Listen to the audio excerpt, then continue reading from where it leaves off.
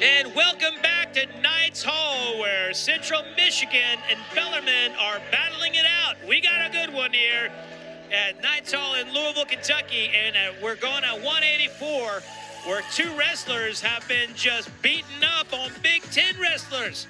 That's right, you got Wyatt Ferguson, who has wins over wrestlers from Rutgers and Northwestern, and Gavin Rickets, who beat an Ohio State wrestler in a duel just last week. Now, Gavin Rickets is a Greco guy, so you're going to see a lot of, ties from him. You're going to see some upper body position, but it looks like Ferguson's the one coming in with the 2-on-1s. And this looks like this match is going to be fun. The battle of 2-on-1s and underhooks. I like this kind of wrestling. I love that. All right, so sometimes, these kinds of positions get called for stalemates because refs want to see more action.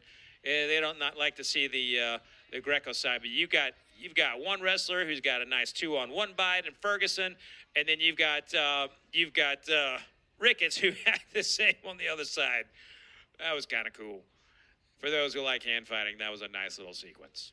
All right, so Rickets is one of those wrestlers. He transferred from Cleveland State, of course. Cleveland State lost its program, but he's a Kentucky boy. So he's from Union County, Kentucky, and they are ranked number 10 in all the country in high school right now. Of course, you got the Rainey brothers over there who committed to Oklahoma State. You also got Trace Ekman, who's also from Union County. He's the 133 starter for Bellarmine. But Gavin stays so strong in those positions.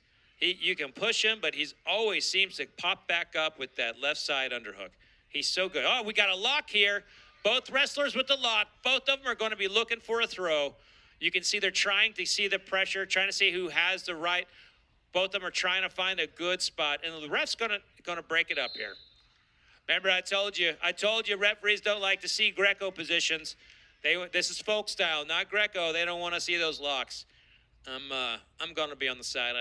I like the locks. I love me some Greco. And Gavin Rickets right now still filling out this wrestler. Ferguson slapping his head a little bit. Like to see that action. Ooh, nice snap there by Gavin Rickets. Gavin's coming in strong, but Ferguson's answering every little bit that Rickets has thrown. No one's really taken a shot here. It's been all upper body movement. But that's the thing. When you are a Greco-style wrestler, you have a tendency to make people feel your will, all right?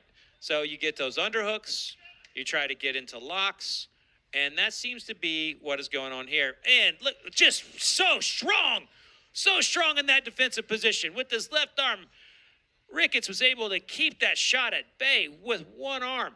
Usually you see a down block with two. He did it with one. My goodness. Look at that snap. So if you're Bellarmine right here, you're seeing Gavin Rickets. He's controlling the match based on his hand fighting and snapping. And they're back to the lock position. The referee wants to see something happen here. They do not like this position. He's going to call it. But you can see Rickets trying to work up, get his hips in the right position. He does it, and he just missed it. That happened right there at the end. All right, the referee's going to go to review. I go on mute for the referee review. So you will not hear from me during this time.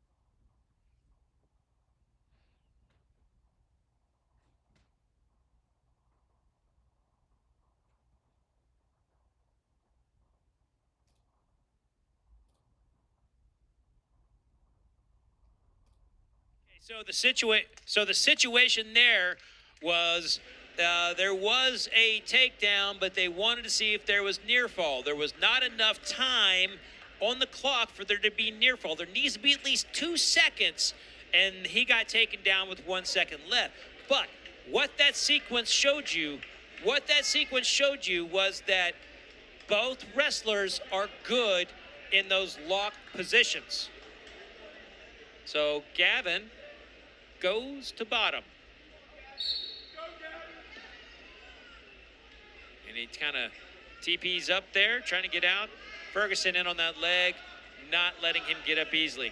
Greco guys usually are pretty strong up top because of their ability to apply pressure from their shoulders. Ferguson's got just a real basic ride here. You know, same kind of ride that you would have learned in, middle school. But the basics work at all levels of wrestling. Now, it's 3-1, minute 20 left, 31 seconds of riding time. If you're Central Michigan, you are like very happy right now. If you're Bellarmine, you want to see some offense going. Gavin Rickets has the ability to get a takedown here and secure the lead. But these teams are hungry. Central Michigan usually has duels with Michigan and some other teams, but in the likes of Little Rock. But the national duels got in the way of their schedule, so they're light in their duels. Bellarmine, this is their third duel this year. This is only Central Michigan's second. I'm sorry, this is Bellarmine's fourth duel. So Central Michigan only started their duel season last week due to scheduling conflicts. So they're hungry to get on the board. Right now, Ferguson he's kind of playing a little possum. He's letting Gavin Rickets get to positions, and he's sneaking in what he wants as Gavin Rickets gets into those locks, gets to those hand ties. 13 seconds left here. Here we are back in kind of like a lock position for Ferguson. Looks like Rickets has like kind of a deep underhook there, and he's got 1 second. Nothing's going to happen there. All right, so it's 3-1. 3-1. There's a lot of direction coming from both sides. Everyone's looking at this as a crucial match for the duel.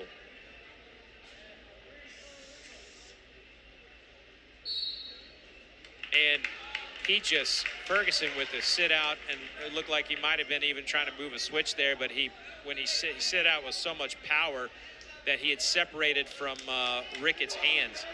Like that's a type of sit out that you want to see your wrestler do. That was just getting into that seated position from bottom.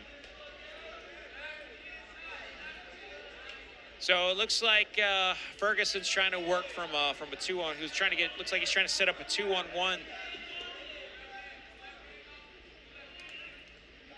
Two wrestlers are just kind of filling each other out. Gavin on a shot, misses it. And Ferguson's making him pay there with that front headlock position. He's putting all his weight on him there. He's got a little bit of a,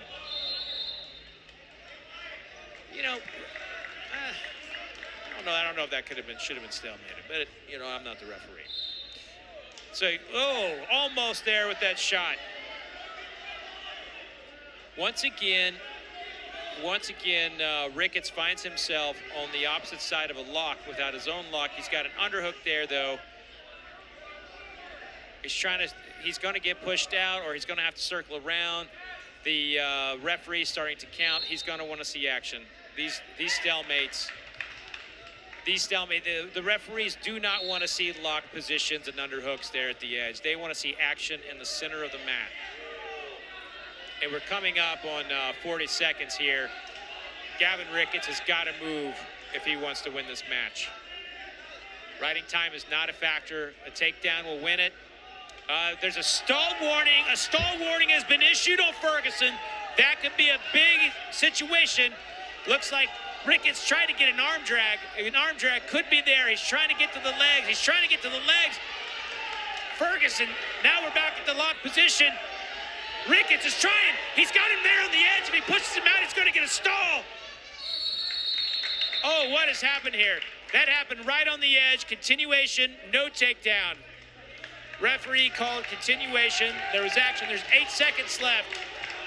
Rickets has got to move if he wants his takedown. Oh, caution warning there. Ferguson just went before the bell, basically. Toe. Second caution. The next one will be a point. If he gets cautioned again, that will be a point.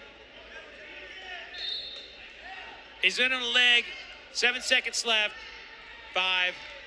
That front headlock is tough. Ferguson is so good from that front headlock position. Ferguson with the win. That's going to bring the dual score to 13-3. That's a very strong win there by Wyatt Ferguson. He was so strong from that front headlock position, but it was that lock and throw at the end of the first period that gave them the edge. Right here, this is the sequence that was the sequence that won the match. But I believe it was Ferguson.